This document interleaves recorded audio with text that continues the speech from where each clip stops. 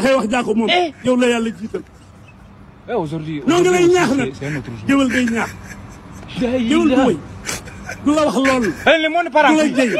du fen da lay fàttali sa bopp wax la sa bopp wax la nga war a def mosuñu fee way benn président bu def jaloore rek ñun la jaloore gi yaa ko. j'ai même pas fini avec les filles. li lay fàttali les garçons qui maintenant qui. di la ko dénk te xam na ni yaa ngi ci. bul gestu na nga jëlale fi nga jaar boo fàttali ko musibaam bul fàttaliku ne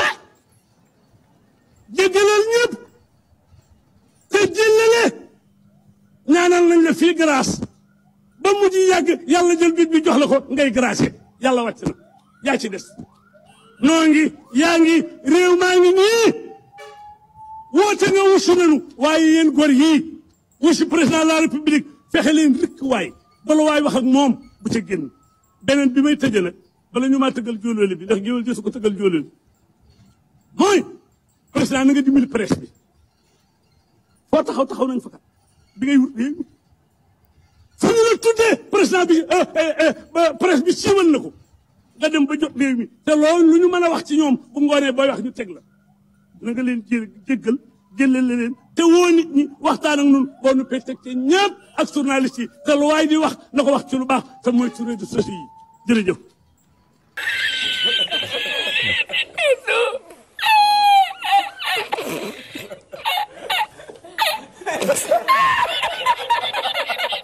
Connais leen tey aimer di partager di participer di envoyer ay cœur waaw góor partager leen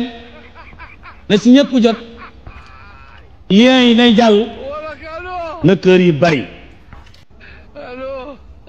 du dëgg loolay tax su ma ñëw su ma toogatee ne rabbi shrah li sadri xool rek muy 28 vies waaye fi ne ba la nga am 1000 ni may sonni